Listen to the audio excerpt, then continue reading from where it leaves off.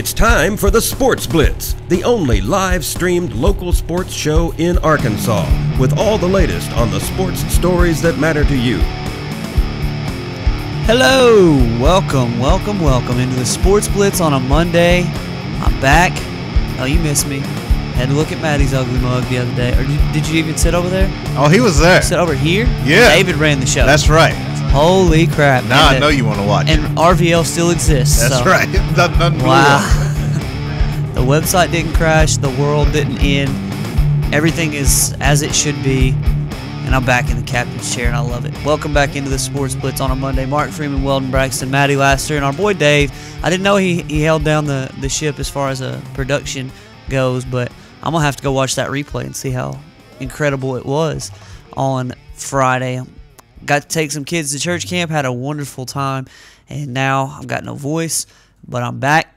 And looking forward to Weldon's going to coach me up today. He's going to show me and tell me a little bit about what happened over the weekend because I had no internet service whatsoever, no TV, I had enough phone service for one 10-minute call to my wife every day where I could hear every fourth word she said. It was like, but it was a great time, and I missed out on everything that happened in the world of sports. Come home yesterday to see that Carmelo Anthony opted out of his contract, which was no surprise to anybody.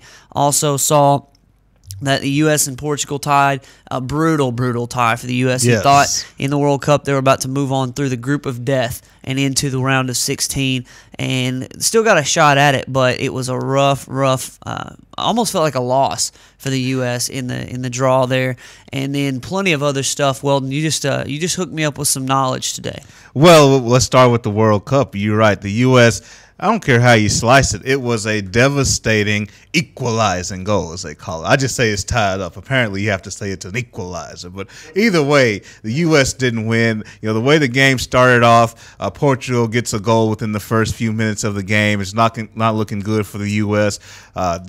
Portugal getting a lot of opportunities in U.S. territory. And then that's the way it was into halftime. It was pretty much back and forth, 1-0 going into the half. Coming out, Jermaine Jones, Stuart Scott said it, bend it like Jermaine. He had a nice bender for a goal. And then later on, and some nice passing led to a Clint Dempsey goal to go up 2-1 with about 6 or 7 minutes to go in regulation. Then obviously stoppage time, you had a few U.S. players, which is disappointing looking back, who had to stop for injury until that put on some stoppage time. And then, of course, Portugal gets the goal at the end. Ronaldo, we know he's one of the best players, if not the best in the world. Didn't have it going completely, but boy, he made a beautiful. I'm not even a soccer fan, but I know he made a beautiful cross set up for the tying goal. And ultimately, Mark, the U.S. had to settle for a draw. You're right. Had they have won that, they could have advanced.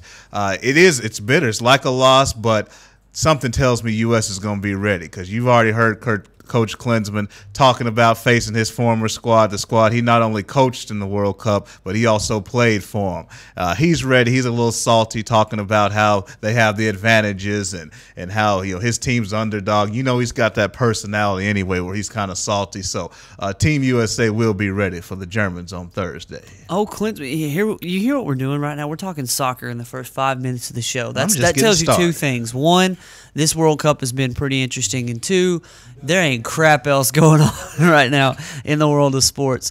But, yeah, no, Jurgen Klinsmann, man, he's playing a little possum I've seen because, we can't win this. We got no chance of winning this. And then he's out, griping last night. I was listening to the post-game where he was griping about the fact that Germany got an extra day off. They played in a better spot with less travel, and he said everything has been set up so that they would have an easier road, and we're just having to take the tougher road. And he's kind of going with the us against the world mentality, and it looks like it's working for his team. They're playing very well against great teams. Yeah, and the thing with Coach Klinsmann, if you talk with some soccer people who can tell you more as far as in depth, the moves that he made leading up to the World Cup, roster decisions, obviously highlighted by Landon Donovan, the all-time leading goal scorer in U.S. history. It seems like he's not worried about trying to maintain the establishment of U.S. soccer. He's trying to put pieces together to fit the best way possible. Maybe guys that you don't think should be on the team, guys you've never heard of, dare I say German Americans, getting that German infusion on the roster. he's not trying to play to the popular establishment of U.S. soccer. He's trying to put the team on the field he thinks can be effective. What is the establishment of U.S. soccer? Well, let me explain. I'm glad you asked. I'm glad you asked, because it's losing. You and I aren't even U.S. soccer fans. We know Landon Donovan, right? If we had to name one, that's the person we name, and so. For a lot of us, it's a travesty. What? He's not on the team? What's going on? He said, look, he's getting older. He can't produce. I got to go get some young people that you may never heard of, and we have to try to do it this way. So he's pushing the buttons, and they're working. Because if you imagine if the U.S. were 0-2 and he left Donovan and some other things off, it would have been bad. But I got a surprise for you, Mark. Let's hear it. I got a surprise for you about soccer. Like I said, I'm not a soccer expert, but I went to school and I did some homework. And I've come up with a translation from soccer to basketball. Let's hear it. You can understand, I can understand it better.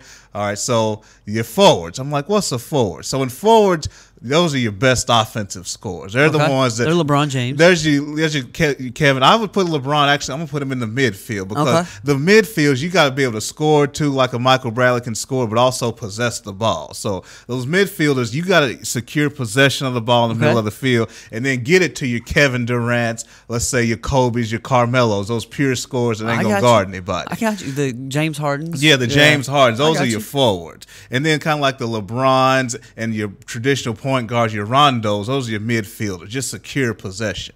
And then obviously if they get past that, you need your defenders. So I got your Ibakas. Yeah, my Ibakas, my Dwight Howards, DeAndre Jordan. I might have DeAndre Jordan as my goal, the Tim Howard. I got of the you. group. So that's kind of how soccer Dwight Howard. Why not he?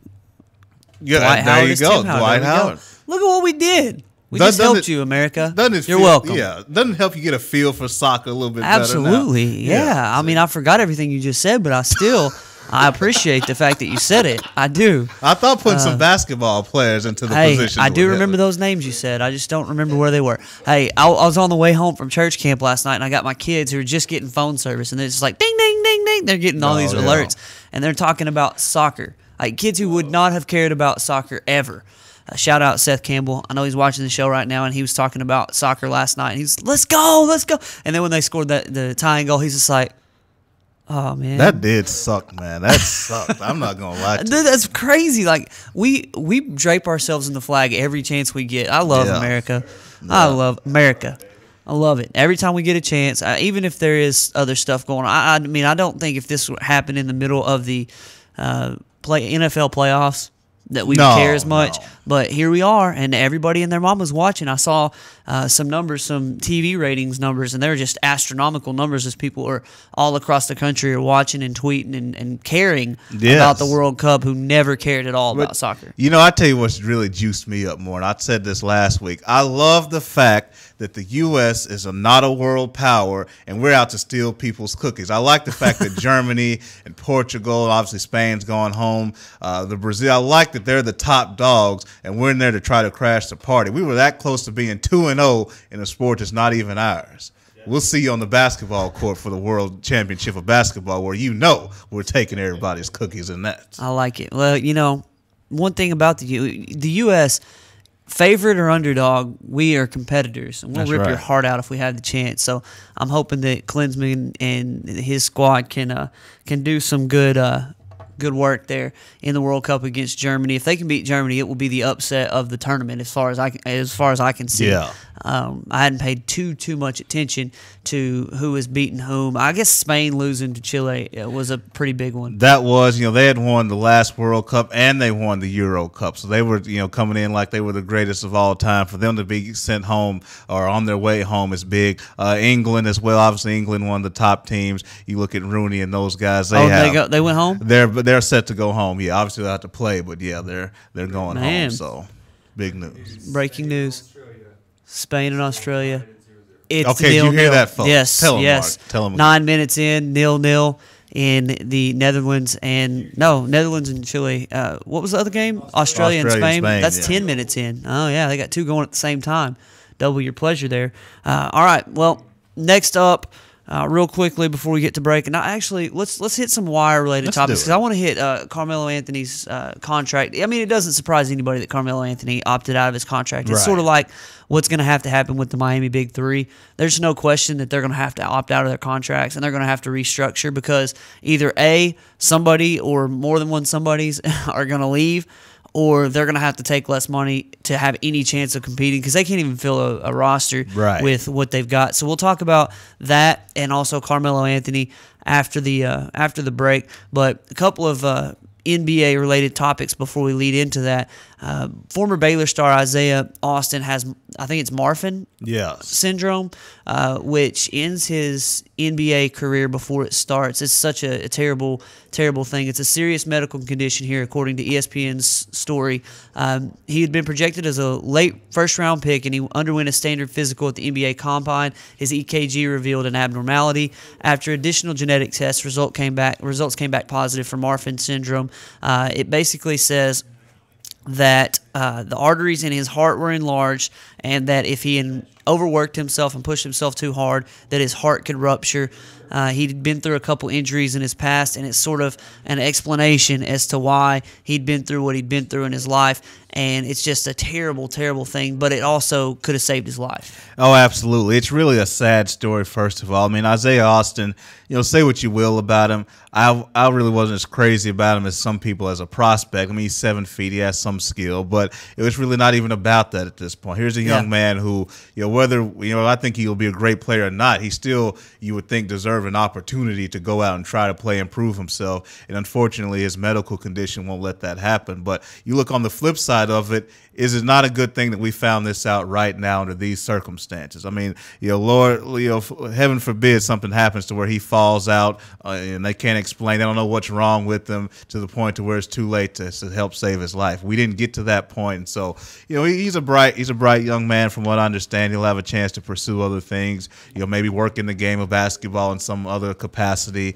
or just do something else in his life. So it's a sad story, but at the same time, I'm also thinking about how grateful I am and he should be for it not getting further than this. Exactly. I mean, just not knowing it, and you see him fall out or something in the middle of the game and you just don't know. Last night yesterday we were there was a tug of war game going on at church camp between two teams, and one team looked like they were much, much bigger than the other team. The other team is exerting all this effort to try to stay with them, and there was this girl at the front of the line, and I don't know why. I thought she was just because they were losing, she just fell. She passed smooth out, and when she nobody knew why, and nobody knew what happened, and people are just gathering around her, and it's super, super scary to see somebody just laid out there on the ground and not have a clue what happened or why. And I could see, Isaiah Austin, if he hadn't been diagnosed with this, it could have ended his life like that on a basketball floor one day in practice or, in a game. And, it's just sort of it's a shame that he doesn't get to have the NBA career he may have.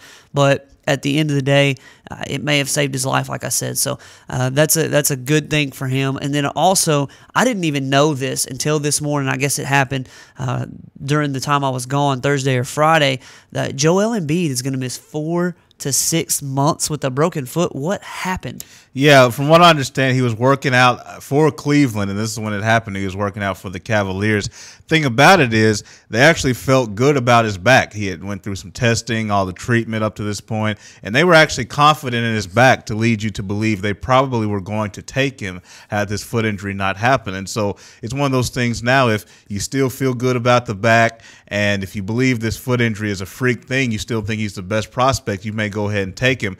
I just can't get to that point for a couple of things. First of all, he's not going to play this year. Anytime an incoming rookie sustains an injury that carries through camp and through the regular season, he normally doesn't even play that season. Blake Griffin could have played towards the end of his first technical rookie year, but he didn't. Obviously, Nerlens Noel, a lot of people say he was healthy and ready to play the last 20 games of this past year, but it got to a point to where it's like, whatever. We're a bad team, 20 games. So I don't think Joel Embiid is going to play this year. But the bigger point about it, and Maddie and I talked about this last Friday, is it was a back, now a foot. Are these freak isolated things, or are you just brittle head to toe? And that's kind of where it's going. Disappointment. We know his skill, athleticism, length is just on the surface to be molded, but there's just too much going on for me, Mark. I told you right now, I'm having a hard time putting him in the lottery, even though he can be one of the best big men. Maybe since Philadelphia has a second lottery pick, they'll take somebody in that first or a second lottery pick. They may look at it, but I really wouldn't. For me, I don't know if I could take him in the lottery. What have we been telling people for a month now? Yeah, what have we been saying? You cannot take him number one in the NBA draft with the back issues and the injuries that he's had. He had a foot or ankle, something that was messed up during his freshman year. Then he had the back injury. He's got Greg Oden written all over him, although he's very, very talented. I know he's not as big and bulky, but although he's very talented, when you've got an Andrew Wiggins and you've got a Jabari Parker, I know Jabari Parker's ceiling isn't as high as Wiggins or Embiid, and Wiggins has underperformed, underwhelmed a little bit when Embiid has played very well, and you've seen him getting better, but at the end of the day, man, when you've got those two guys with that much talent ahead that are almost surefire, can't miss to be at least really good, right? And you've got a guy who, he could be an NBA All-Star. He could be a really, really good player. He could be Anthony Davis type player, but he's got that injury concern. This just tells me, it just confirms to me that he literally might never play. I'm looking here at a story here on ESPN.com, and it talked about notable NBA big men with stress fractures or foot injuries similar to the one Joel Embiid has. And you go back through the list, and the guys who have missed games, Brendan Haywood, 2013, last year, he missed 97 games over the past 2 years with this injury. Yao Ming, 09 to 11, missed 159 games, never played again. Kurt Thomas missed 29 games. Eric Montross missed 82 games. He was great. I say great. He was really, really good, and he was looking forward to being really, really good in the pros. Missed 82 games, and then the whole season never played again. Jerome James, 27 games. Big Z, Zadrunas Ilgauskas, missed 202 games over his career. Yes. Bill Walton missed 82 games the entire season, never played again. Kevin McHale missed 14 games, but he came back. These guys who have had big men who have had these types of injuries in the past, it's ended careers. It's derailed careers. And I know Joel Embiid is going to come back. He's going to try to play eventually, but I would be very, very leery of taking him early on in the NBA draft. Like Weldon said, it'd be hard for me to take him. He's going to be a value somewhere, middle of the first round, but taking him in the top three, it's just not going to happen anymore. I completely agree. And let's not also forget about the team we're talking about. I expect Cleveland, and I'm getting indications that they're leaning towards Parker. And here's the reason I get it, and here's why I think they'll get off Embiid, is because they kind of went for that upside home run-ish type guy with Anthony Bennett last year. Anthony Bennett's a guy who was pretty good in college, but they fell in love with they fell in love. Oh, what he can be. I think they'll come out a little more gun shy, and I think we agree, Mark, when it comes between these top guys. Parker is clearly the choice if you're gun shy. Obviously Andrew Wiggins can flat out play, but Jabari Parker is a guy who right now you see more of it, even though his upside's lower. I expect a gun shy Cleveland to probably lean towards Jabari Parker, but definitely Embiid falls out. Like I said, I'm looking at the draft order now. Definitely not at 3. Philadelphia does pick again at 10, and they may look to do something there. Looking at the Boston Celtics, they've got 6 and 17. So if he falls to 17, maybe the only way I could see him going somewhere in the upper part of the first round or mid first round is if a team has a second first round pick. What if Philadelphia at 3 and 10 takes like somebody like that Exum guy? Yeah. Of course they won't because they just got Michael Carter-Williams, but. If, say somebody just went crazy and left Jabari Parker or Wiggins and took somebody else like Exum in the top 2, and they could get Parker or Wiggins and Embiid at 10. Wow. That would be stupid. That's what one of the mock drafts said. That would be something, because at some point, you're right, Embiid does have a value somewhere. It's just not that high. If he were my second pick in the draft, I don't care if I picked first and second, he would be my second pick. But if I got a first pick earlier on in the draft, he would be my second pick, and I would have no problem with it. But because of the upside. But like you said, you can't take him first. He'll be a very, very good value later on. And then speaking of guys that are dinged up, Julius Randle, although I trust his foot injury a little bit more, I don't think that's as much of a factor. If he's at 7 for LA, and that's something we got to get to. You want to get to that now with the trade talks, LA, yeah, go Minnesota? ahead. You have to coach me up. Like I said, I've been out a little bit. Well, we know Minnesota's been looking at they've been looking at Kevin Love, trying to deal him possibly. They know he can walk after the year. The Klay Thompson Golden State talks, that's what's been heavy. Essentially talking Klay Thompson and David Lee for Kevin Love. That deal.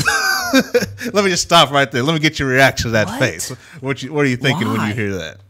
I like Kevin Love, but why would you do that? If you're Golden State? Yeah, no, I mean, like, I like David Lee. David Lee is a poor man's Kevin Love, but then you give away Klay Thompson too. I'd have to think about that. I mean, is the money going to be even when you switch them? I think because Golden State better come out ahead. Yeah, I think the money would come out to where both teams could do it. But I told Matty this before. Like, it doesn't sound like a very good deal. I don't think Golden State does anything, but I think the Warriors, Mark, they're in a position to where they're in the cute phase and they're tired of being cute. You know, it's cute to get that 5th and 6th seed in the West, maybe win a round.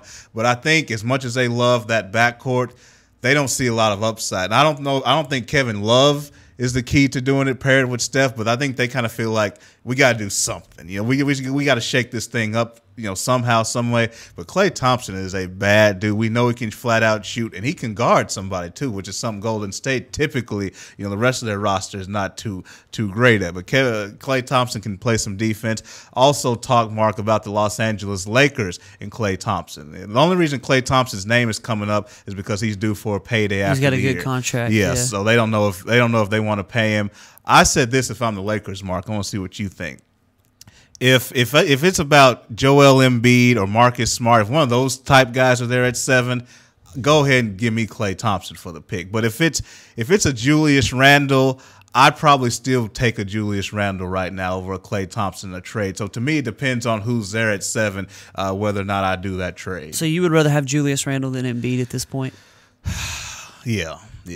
I mean, it's tough. I like Julius Randle. I do. That would be a tough call. Yeah, because would you agree? Like, if a Marcus Smart fell, give me Klay Thompson. Yeah, I don't like Marcus Smart. Or Marcus Smart to me is just not good enough to be as hyped and to be as, you know.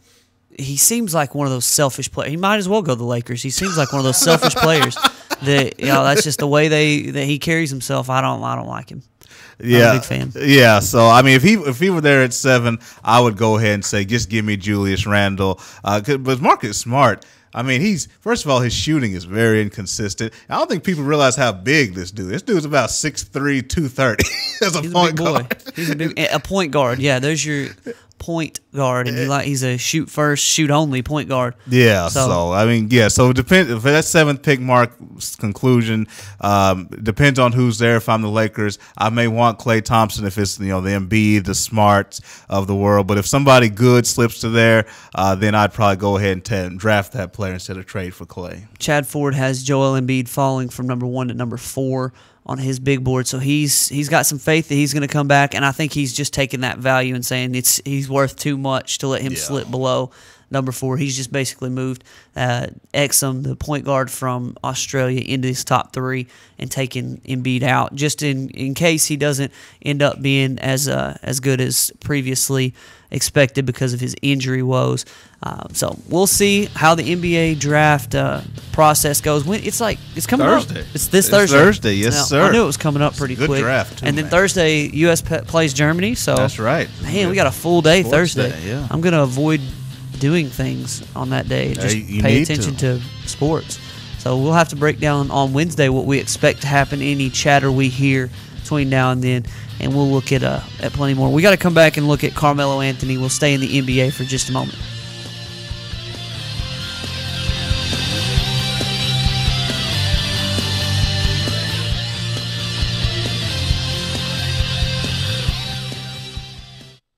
Hi folks, Richard Roberts with Cogswell Motors in Russellville. You know, we've been in business since 1949. A dealership doesn't stay in business that long under the same ownership unless you're doing something right, and that's taking care of customers. We have the largest selection of new Ford, Lincoln, Mazda, and pre-owned vehicles in the River Valley. So if you want the most for your trade, the best interest rate on financing, and the best price on a new or pre-owned automobile, come to Russellville and see us. We're at 1900 East Main, or visit us on the web at cogswellmotors.com. If you didn't count on KARK4 today this morning, here's what you missed. Updated news. Police continue searching for suspects after a home intrusion overnight. Developing stories. There's another piece of presidential history turning up here in Arkansas. And weather and traffic on the force. Friday night, Saturday morning will bring us our next chance of rain. Every 10 minutes. Around the clock. Making your day easier. So rise and shine and count on. Count on. Count on. KRK4 today. RiverValleyLeader.com is the #1 local source for instant news in the River Valley, offering HD video and live streaming along with top-notch coverage of all the news and events around the area. The River Valley Leader is the only place to go for all the information you need. Check out the newest local business featured on the site, as well as police news and coverage from important meetings, along with the personal stories, all at one convenient click. Check out RiverValleyLeader.com.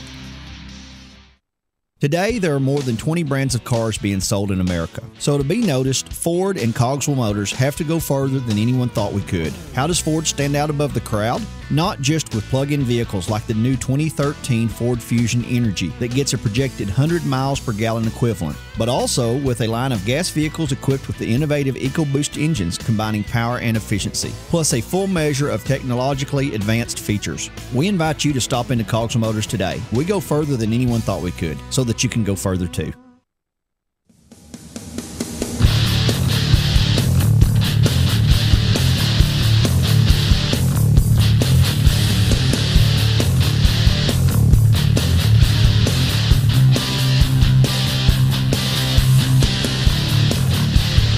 All right, we're back on the Sports Blitz on a Monday. Martin Freeman, Weldon Braxton, Matty Lassiter inside the Cogswell Motors studios.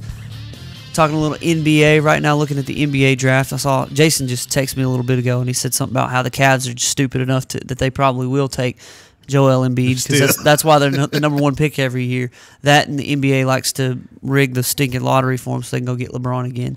That's interesting. There ain't no way I would ever go back to play for Dan Gilbert if I were LeBron. You saw his wife's tweet. You know that's floating around now. Yeah, I heard something about they're from Ohio. Yeah, I know. You know, people running with it and all. It's all over ESPN. And, What? You can't unburn those jerseys in the middle of the street. What a powerful statement. You couldn't. There's no way you couldn't pay me enough money, and then if he would have to take a pay cut to go home. Forget that and go back to Dan Gilbert. Dan Gilbert, yeah. If he's signing my checks, not happening. Yeah. And then let's see what else. I had another comment that somebody that agreed with us about the Seth Campbell, my boy listening today. He said you can't split up the Splash Brothers, but like you said, I do think that there is some good thought behind the fact that the Golden State Warriors are kind of stuck in the middle. Yeah. And this is like I said in the break, this is why tanking even exists, because teams get stuck in the middle, like we're good enough to make the playoffs but not good enough to win it all, not bad enough to have a good pick. We're just stuck right in the middle, so they either have to get really good really quickly or really bad really quickly and then get good. And obviously Golden State's not going to try to get bad. They're going to try to do what they can to get better. If the money worked out and you were going to give me Kevin Love and we were going to have some more cap room because you got rid of, but Klay Thompson's contract is so low. David Lee makes a lot of money, but if Klay Thompson's making a small contract, this is one of his initial contracts, then he's not making a whole lot of money, and you're going to give away a really good player and a good contract to another team. That's rough. And it would depend on Kevin Love, does he want to get his max money once he signs with Golden State? Because if so, that's going to really defeat any cap advantage you have if he's going to command a lot of money. And I mean, look, they have it's a getting to the point where people just can't take max contracts and have a good team around them. You're right. I like. Yeah, you're absolutely right. I mean, that's the one thing people criticize Miami, but one thing about that precedent is that, hey, you can be a star and make your money, but you're going to be on the 8th seed team at best. You can take less money, come together and play. I know people don't like that because that's not what used to be done, but, situations have changed. People are drafted in situations. You've said this all the time, when it comes to LeBron James, the situation he was born in the NBA with. I mean, do I have to bring up the Ira Newbills of the world again? Oh. I mean, I think it's something to be said for these stars. Who knows? Even Carmelo might. We know he opted out. Maybe Carmelo is looking to go win somewhere and take some less money. I doubt that, but we'll see.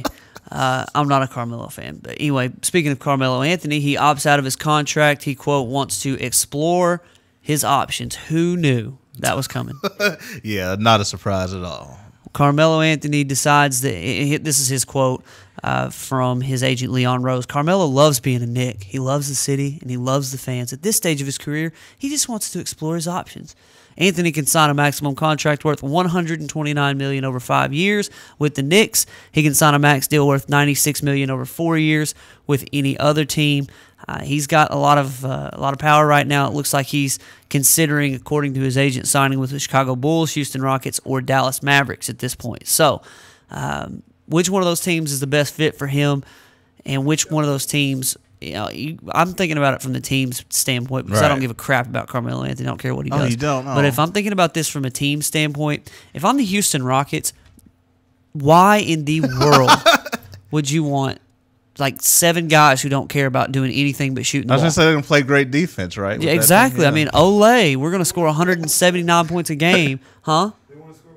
That's exactly what they're going to try to do every night is just score and not give a rip about defense. And that annoys me about Carmelo because I watched the Olympics in 2008 and 2012, and he was one of the guys, who he would lock down on people because he had no choice. You got Kobe Bryant over here in 2008 was the best player in the world, and he's locking down on the best player on the other team.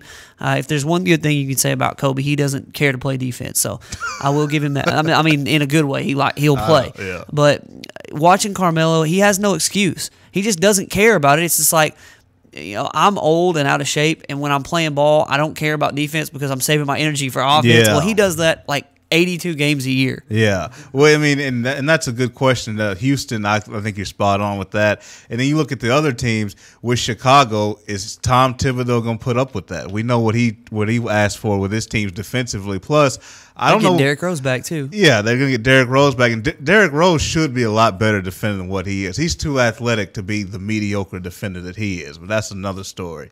But when you look at Chicago, I assume they'd want to try to keep Jimmy Butler, and if you do, Tom Thibodeau, I haven't seen him do a lot of things as far as a small lineup, but you would have to. You'd have to go either Butler or Carmelo at the 4. They're both about 6'8", obviously with Joakim at the 5. Thibodeau defensively, is that something he's comfortable with doing? Obviously, they're going to have to move Carlos Boozer. That's something. Yeah, he's got a terrible contract. He's old. He's not as good as he used to be. Yeah. So, I mean, trifecta of suck it too. That is the bad. Too much money, too well. That's a bad combo to have. So, I think when we look at Chicago, I want to see what that lineup would look like. Jimmy Butler, you could kind of hide Carmelo defensively because Jimmy Butler can lock up the team's top wing and maybe do something there. With Dallas would have to be something to where it's Melo and somebody else. Like they kind of get together and say, we're going to take less money and go down here with Dirk. He and somebody else. That's the only way I can see that working and then out. Monte Ellis, man, 2 basketball. Is one basketball going to be enough for Carmelo, Dirk, and Monte Ellis? Yeah. I mean, I think Monte Ellis wants to shoot it with both hands anytime,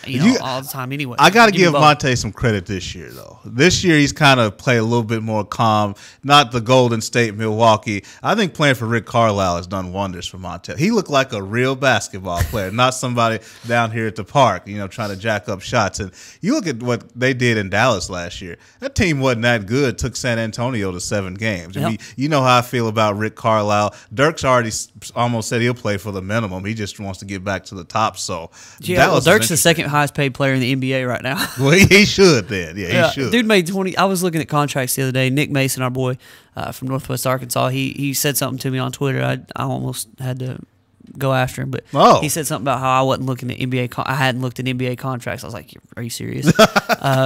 Because I'm one of the few people in the world who actually do pay attention to that stuff. But I knew how much Dirk made, but I didn't see the list of who makes what. And Kobe makes $30 million a year. What? The second highest paid player in the league. Yeah, Kobe. Sorry, I didn't realize that you were a chump. Highest paid player in the league is Dirk Nowitzki at $22 million a year. $8 million a year less, but he makes $22 million a year. I think he can afford to take a whole lot less money if he wants to compete for another title. If he wants to, is Gilbert Arenas still in the top 5? Because it seems like he's just no, but Amari Stoudemire is. Amari is okay because it seemed like long after we never saw Gilbert Arenas, he was still in the top 5. I want to see if I can find that list because I did see some names on there. I was like, oh my gosh, they just absolutely killed their team. Oh yeah, and their chances to ever be successful again. I think last year I saw Rashard Lewis was in the top 10. I mean, these people. I mean, I remember when he signed, that deal, with Orlando. Obviously, he signed a huge deal with Seattle before that,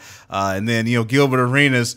He kind of messed up right after he signed that deal with Washington. So the whole gun thing. Yeah, the whole gun thing, and then he just couldn't get it back on track, knee issues and what have you. So.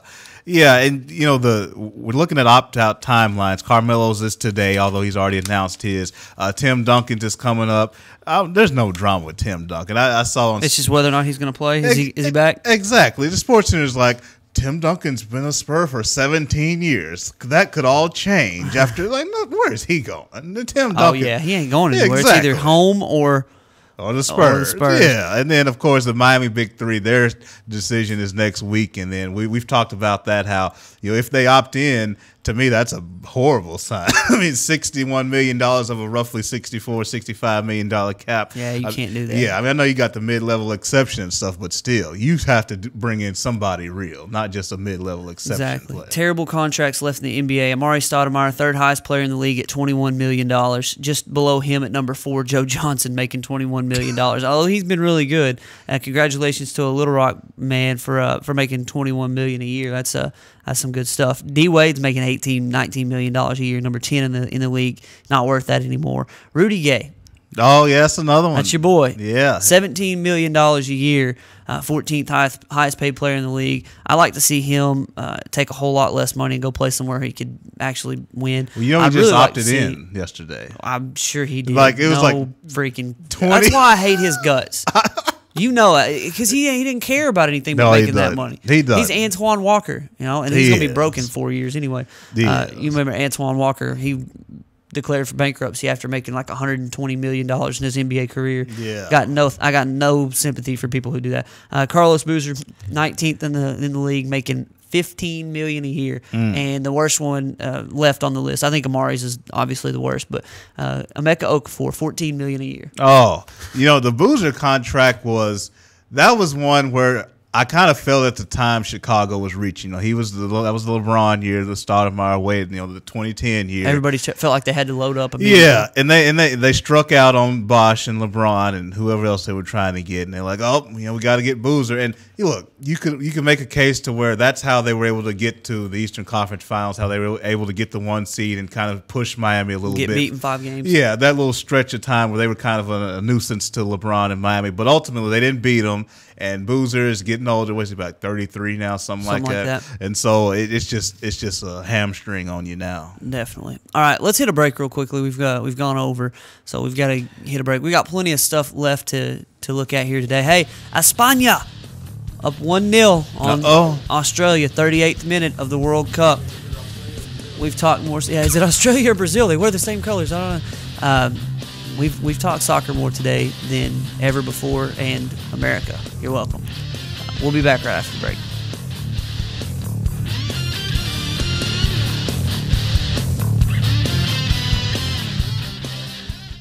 Hi folks, Richard Roberts with Cogswell Motors in Russellville. We've been in business since 1949. A dealership doesn't stay in business that long under the same ownership unless you're doing something right, and that's taking care of customers. We have the largest selection of new Ford, Lincoln, Mazda, and pre-owned vehicles in the River Valley. So if you want the most for your trade, the best interest rate on financing, and the best price on a new or pre-owned automobile, come to Russellville and see us. We're at 1900 East Main, or visit us on the web at cogswellmotors.com. If you didn't count on KARK4 today this morning, Here's what you missed. updated news, Police continue searching for suspects after a home intrusion overnight. developing stories, There's another piece of presidential history turning up here in Arkansas. and weather and traffic on the force. Friday night, Saturday morning will bring us our next chance of rain. Every 10 minutes. Around the clock. Making your day easier. So rise and shine and count on. Count on. Count on KRK4 today. RiverValleyLeader.com is the #1 local source for instant news in the River Valley, offering HD video and live streaming along with top-notch coverage of all the news and events around the area. The River Valley Leader is the only place to go for all the information you need. Check out the newest local business featured on the site, as well as police news and coverage from important meetings, along with the personal stories, all at one convenient click. Check out RiverValleyLeader.com.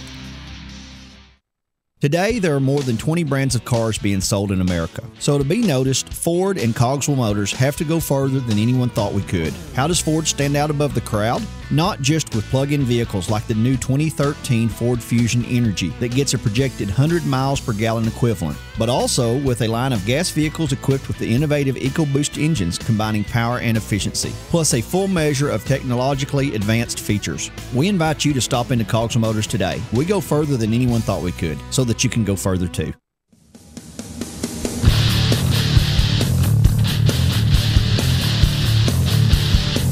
Back on the Sports Blitz, we've got 2 more segments to show here for you. A little less than halfway through, or a little more than halfway through, a little bit less than halfway to go here on a Monday show.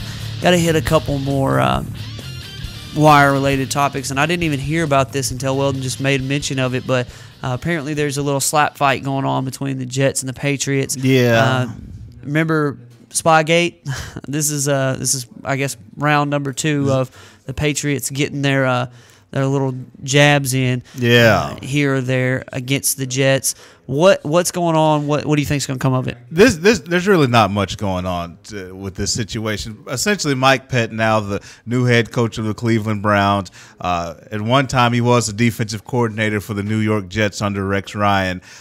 He came out and told the media last week that he believed that Bill Belichick had a Jets playbook in his hands by way of Nick Saban. And look, all these coaches talk. We know Belichick and Saban are tight. They used to coach with one another. And then Rex Ryan and Nick Saban have developed a relationship because defensively they're pretty similar in their philosophies and their schemes. And so, look, it's not uncommon to have playbooks exchanged, not anything detailed, but just your base philosophy. Every coach has a playbook, and the playbook will have your base concepts, and it's different than the one that you teach to your team. And so, a lot of Rex Ryan's blitzes, a lot of his coverages were in this book that he shared with Nick Saban. They're exchanging ideas back and forth. And, of course, Mike Pettin says, well, I believe that Bill Belichick has a Jets playbook, and it came from Nick Saban. It's not a big deal. Look, coaches put things out there. They know that their stuff's going to get taken and used and what have you. It's just about switching it up and keeping your signals and things discreet. That's where the magic is.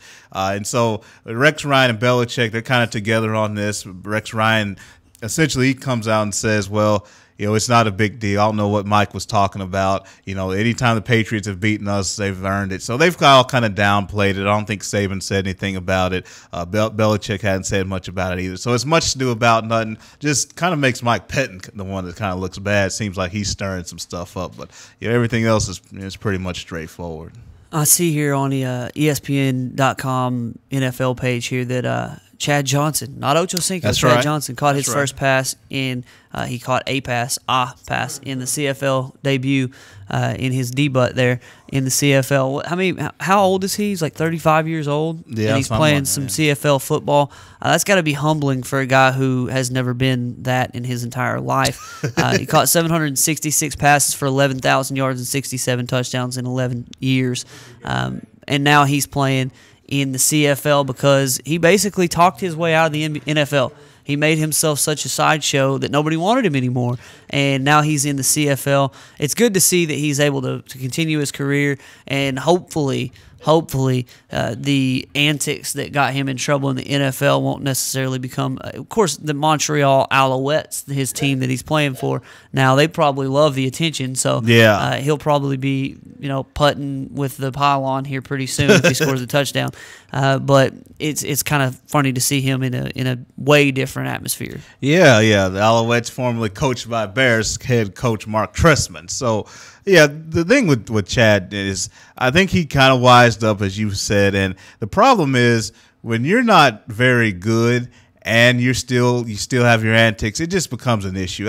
It's almost like Allen Iverson. Allen Iverson, you put up with him, practice. You deal with all this stuff because he can score you 35 points on a given night. He's just whatever. But, when he got older, Denver and Detroit, that time, and he was only scoring 23 a game and he was shooting, 35 times to score 23 points. It's just like it's not worth it anymore. And when Chad went to New England, he tried to clean it up and be more straightforward, but he just wasn't good enough, and he wasn't learning the New England Patriots system. And so once teams saw him blow it there, I think that pretty much finished him off in the NFL. You're right, he's been humbled. Unfortunately for him, it's too late for him to go to the NFL. Too many young 23, 24-year-old athletic receivers come in the league every year. 36 years old. 36, that's too much. I mean, look, these kids are 20, 21 coming in, running 4.3, athletic, got the whole careers. Don't talk trash. Don't talk trash. Sorry, Chad. Your boy T.O. had to find this out too. He's finally accepted retirement. Yeah, that's my quarter. He had to realize he's getting too old too. He had to do some sideshow arena stuff, but I think it's now soaking in for him too. Yeah, he had to do some crunches in his driveway.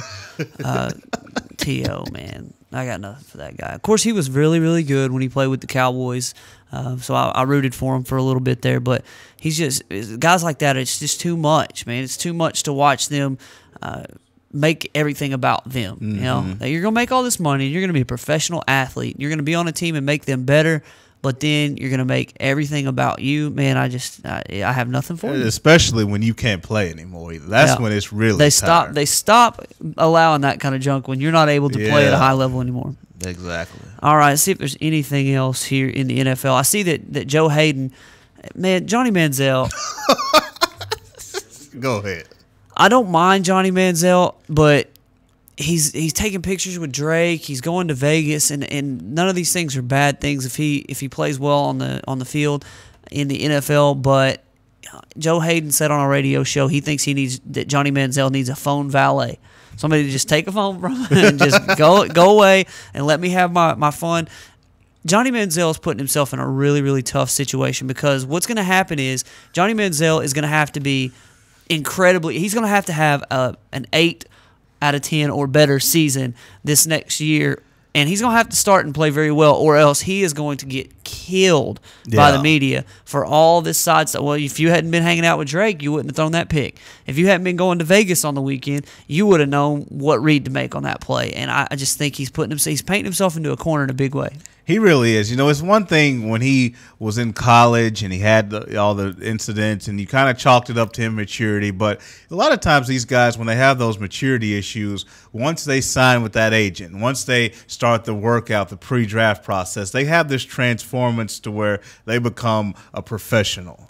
And they start behaving a little bit more like a professional. I think with Johnny, we expected to see that.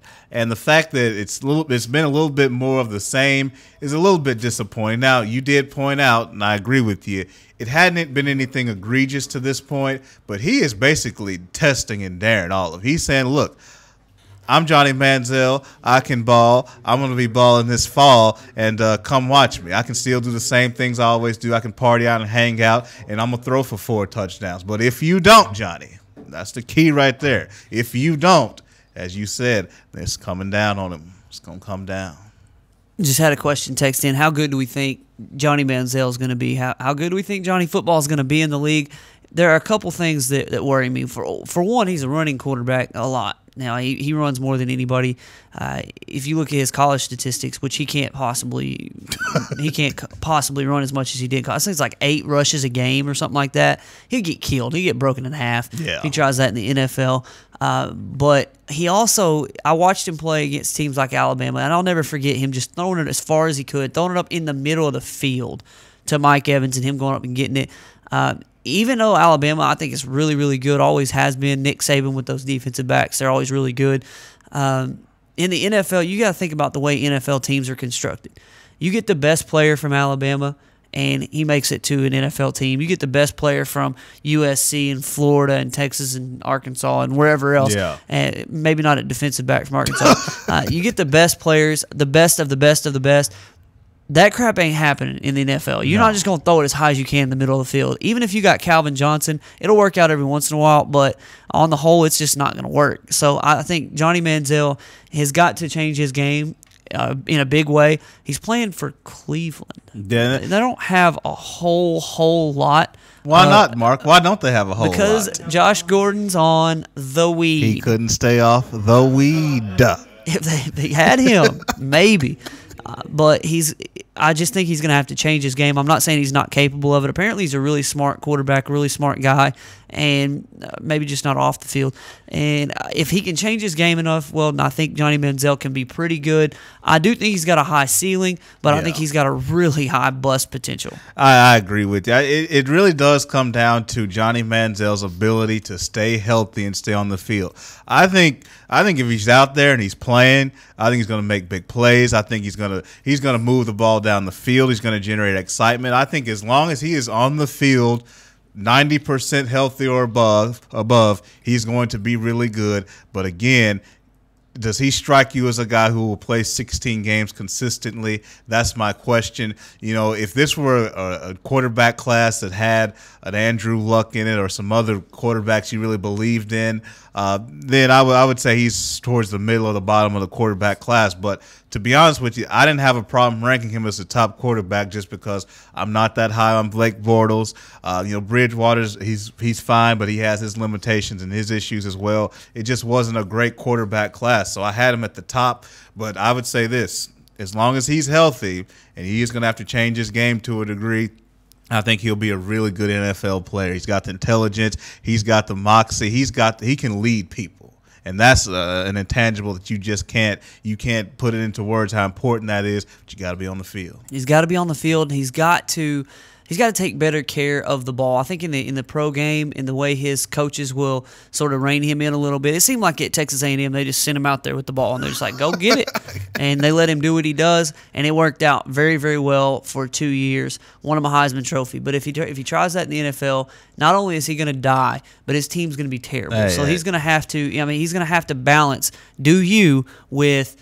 Make good plays, make the smart decision here and there, and don't just throw the ball. Have a whole lot of value for the ball, and keep it. Don't throw picks and make crazy plays. Sometimes those crazy plays are what make him Johnny Football. That does make so you have to keep it in there at some point. You have to balance up though to make sure that he and his team make the best play. Well, don't worry, Mark. For them. It ain't gonna happen on Dow Loggins' watch. Dow Loggins ain't playing that. The best holder in the history of the Arkansas Razorbacks. That's right.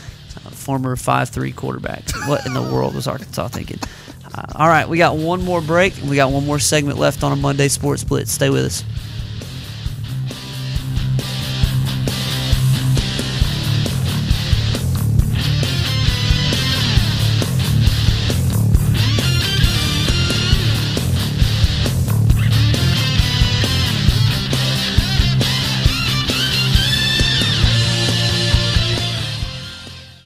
Hi folks, Richard Roberts with Cogswell Motors in Russellville. You know, we've been in business since 1949. A dealership doesn't stay in business that long under the same ownership unless you're doing something right, and that's taking care of customers. We have the largest selection of new Ford, Lincoln, Mazda, and pre-owned vehicles in the River Valley. So if you want the most for your trade, the best interest rate on financing, and the best price on a new or pre-owned automobile, come to Russellville and see us. We're at 1900 East Main, or visit us on the web at cogswellmotors.com. If you didn't count on KARK4 today this morning, Here's what you missed. updated news, Police continue searching for suspects after a home intrusion overnight. developing stories, There's another piece of presidential history turning up here in Arkansas. and weather and traffic on the force. Friday night, Saturday morning will bring us our next chance of rain. Every 10 minutes. Around the clock. Making your day easier. So rise and shine and count on. Count on. Count on KRK4 today. RiverValleyLeader.com is the #1 local source for instant news in the River Valley, offering HD video and live streaming along with top-notch coverage of all the news and events around the area. The River Valley Leader is the only place to go for all the information you need. Check out the newest local business featured on the site, as well as police news and coverage from important meetings, along with the personal stories, all at one convenient click. Check out RiverValleyLeader.com. Today, there are more than 20 brands of cars being sold in America. So to be noticed, Ford and Cogswell Motors have to go further than anyone thought we could. How does Ford stand out above the crowd? Not just with plug-in vehicles like the new 2013 Ford Fusion Energy that gets a projected 100 miles per gallon equivalent, but also with a line of gas vehicles equipped with the innovative EcoBoost engines combining power and efficiency, plus a full measure of technologically advanced features. We invite you to stop into Cogswell Motors today. We go further than anyone thought we could, so that you can go further too.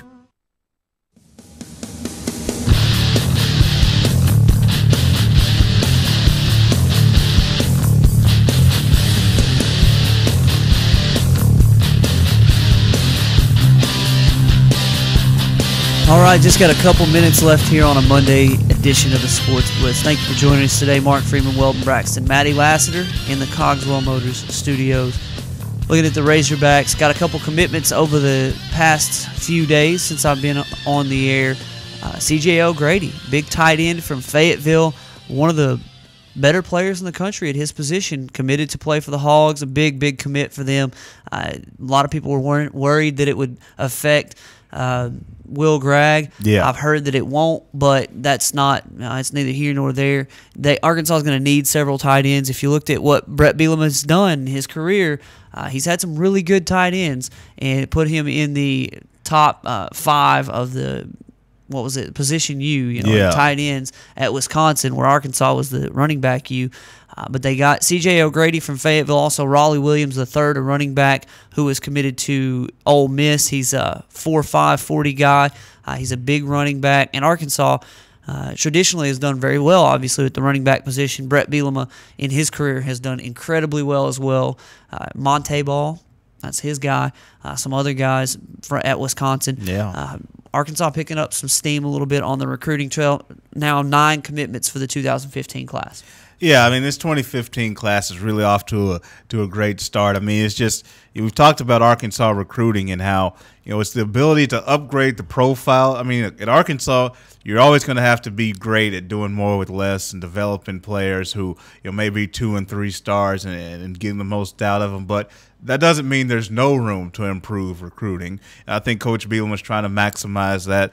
C.J. O'Grady's he's a really, really important player for Arkansas to have. You mentioned the tight ends.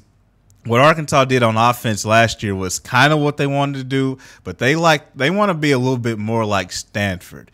Stanford does a lot. They do more shifting and motion with their tight ends and fullbacks than any other team in college football, and that's kind of what Coach Bielema wants to do: flip the formation strength, move tight ends around on and off the line, just do all kinds of things. So you have a Hunter Henry. You get a C.J. O'Grady, and if you're able to get a Will Gregg, they're all going to have their opportunities. There's no question about it.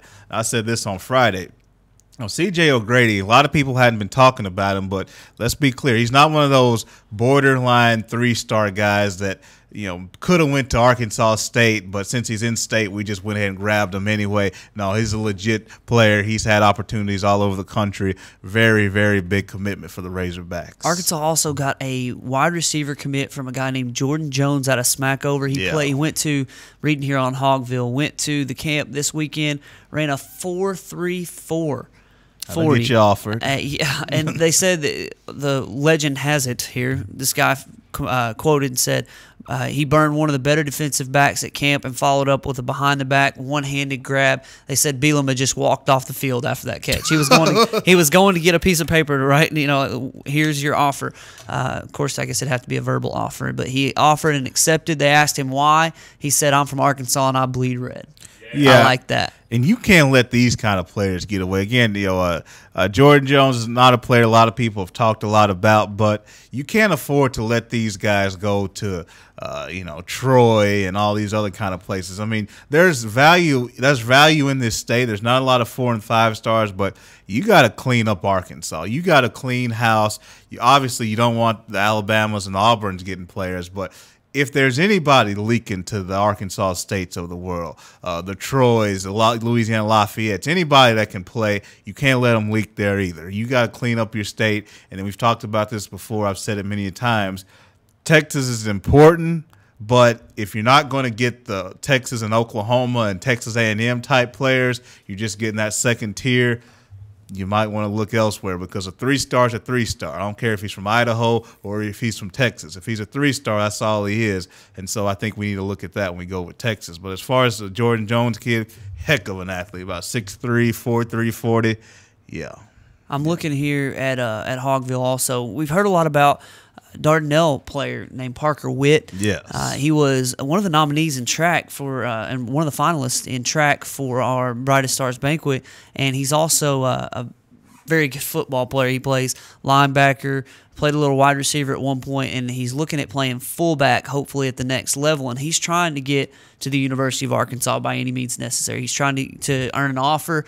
A lot of folks are talking about how he's played very well at camp, and Arkansas is going to possibly offer him at some point. That would be a really, really cool thing for this local area. I have to get a hold of Parker Witt because he came to the banquet and he seemed like a really cool guy. His fun fact, his grandpa is James Lee Witt, who's running for Congress, I think, and he's the former FEMA director. Oh, really? So, yeah, he's got some good bloodlines as far as a family, and he's a really good player, and apparently he played pretty well at camp over the weekend, so maybe he can get that offer. So yeah, I mean, I know he's pretty good. Oh, yeah, he's a good player. He's somebody I've looked at. Noah's, I didn't hear any of this stuff coming on before I reached out to him. Now, I put the spotlight on. Now, all of a sudden, all these big schools are coming after him. So, that's just the magic touch. Maybe this is what's going to happen. I'll just tell you then.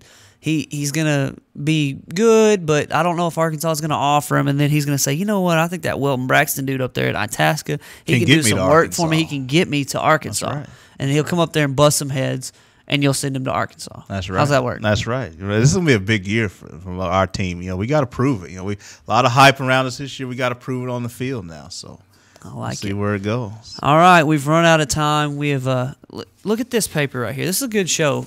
We got 2 things written down on today's notes on for the the whole show. paper. 2 things, and we just rock it out anyway because we do better with less topics to hit when we can just kind of roll with it and hit what we need to. All right, we'll be back on Wednesday. We'll preview the NBA draft.